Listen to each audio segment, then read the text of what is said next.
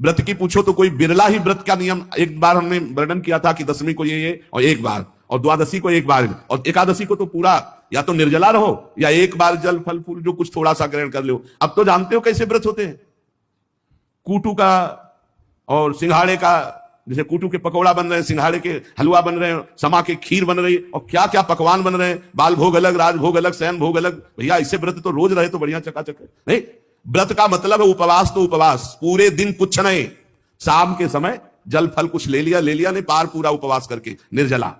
एक कोई भी व्रत रहो तो ऐसे थोड़ी है कि पुआ पकौड़ी और सब इधर उधर के जोड़ बटोर करके के वही खाना पे मर जाओगे क्या एक दिन के लिए। व्रत रहो तो शाम से हर व्रत में मंगल विधान होता है, जो हम जलते हैं, जो भूख से व्याकुल होते हैं, उससे हमारे पाप नष्ट होते हैं।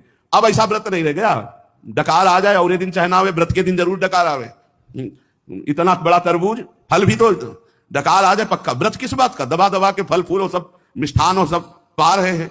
अब बोले व्रत है तो भाई ऐसे व्रतों से भगवत प्राप्ति नहीं होती। व्रत रहा गया है, शास्त्रों में वर्णन है, आप देखो पयोव्रत का वर्णन है, चंद्रायण व्रत का, कृच्छ व्रत का, बड़े बड़े व्रत का। कौन सा व्रत रह गया है?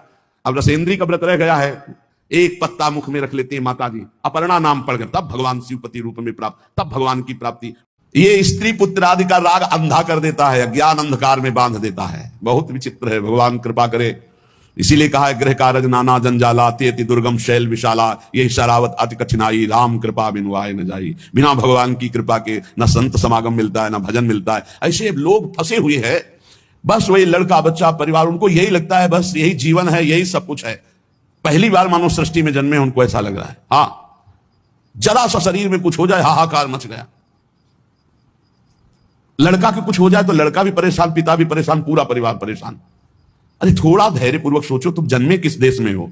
इसका नाम है मृत्यु देश, मृत्यु लोग। कोई ना कोई कारण बनेगा, कोई ना कोई मरेगा, कोई ना कोई जाएगा, कोई ना कोई आएगा। ये आना जाना इस देश में लगा हुआ है। इसलिए भाई यहां कमाने आए हो, कमा लो। कौन सा धन? अविनाशी धन, भगवत नाम, भगवत रूप, भगवत लीला, भगवत धाम। कह रहे हैं कि जो स्त्री पुत्र सुहृद आदि में आसक्त चित्त हैं, अंधे हो जाते हैं। इनको मृत्यु का भय नहीं रह जाता। इनको ये नहीं दिखाई दे रहा मैं किस लिए आया था, क्या कर रहा हूं। हम ये नहीं कह रहे कि सब विरक्त हो जाओ, हिम्मत ही नहीं विरक्त होने की। तो कम से कम उनमें भगवत भाव करके नाम जप करते हुए धर्म पूर्वक रहो तो तुम्हें वही कृपा प्राप्त हो जाएगी। पर नहीं, जो धर्म पूर्वक चलता है वहां सुख होता है, अधर्म में सुख नहीं है। इसलिए कह रहे सुत सुहृद बांधवान विद्य बंधान। ये बड़ा बंधन है अज्ञान अंधकार का। इसी बंधन से मुक्त होने के लिए तुम्हें मनुष्य शरीर मिला है। जितना आप अधिक खर्च करेंगे अपने शरीर के ऊपर, साधक बहुत ध्यान से सुने, चाहे गृहस्थ हो, चाहे आपका पैसा नहीं है, वो भगवान का है। आप उचित अपने ऊपर खर्चा करें, परिवार के सुख में लगावे, संसार के सुख में लगावे, गौ सेवा, संत सेवा, भगवत सेवा, अन्य अन्य में। अपने जीवन में बहुत कम खर्चा। आप अपने समय को अधिक से अधिक बचाकर भजन में लगाएं। यदि आपके पास बहुत अच्छी धन राशि आ चुकी है तो आपको अब ज्यादा जरूरत नहीं है, तो आप उसे लोक सेवा, भगवत सेवा में लगाते हुए हर समय भजन में लगिए। ज्यादा फैलाओ मत फैलाइए। सच्ची कहते, बहुत सावधानी की जरूरत, बहुत सावधानी।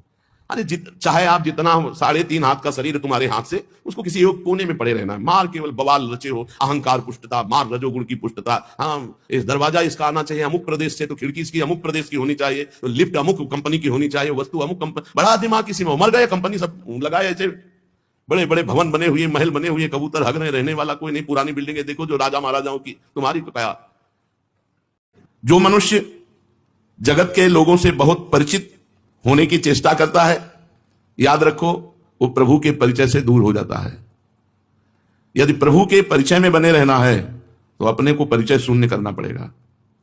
परिचय नहीं होना चाहिए। बहुत ही हानिकारक है परिचय, बहुत हानिकारक है। मतलब तो गुरु भगवान की कृपा से हो तो आम जागृत हो, नहीं जागृत हो जाता है, आम जागृत हो जाता है। जो सोया हुआ अहंकार साधना के द्वारा जिसे रौंदा गया वो पुनः जागृत हो जाता है। देवर्षि नारद जैसे महापुरुष में जागृत हो गया। जब काम विजय कर हो गई तो उनको लगा मैं काम विजयी हूं। बड़ा सूक्ष्म अहंकार होता है। यदि प्रभु के संग को नहीं छोड़ना चाहते हो तो अपना परिचय न बनने पावे ऐसे रहो। सच्ची बात है, परिचय न बनने पावे ऐसे रहो। जितना ही जगत में अधिक परिचय होगा उतना ही प्रभु के परिचय से हट जाओगे। यदि हम जागृत हो गया तो नष्ट हो जाएगा साधक। तो प्रभु की तरफ जो आकर्षण है वो हट करके जनता की तरफ हो जाएगा और जीवन का जो लक्ष्य है वो बदल जाएगा।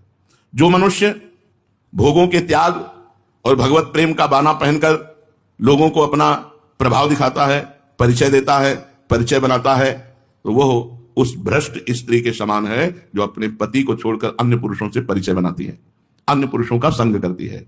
इसलिए साधक गुप्त रहे, शांत रहे, ये प्रधानता ना आने पावे कि आप कुछ हो। अगर कुछ हो तो मधुमक्खी की तरह जनता लग जाएगी, फिर भगवान से चित्त हट करके इनकी तरफ लग जाएगा। गोविंद माधव जय जय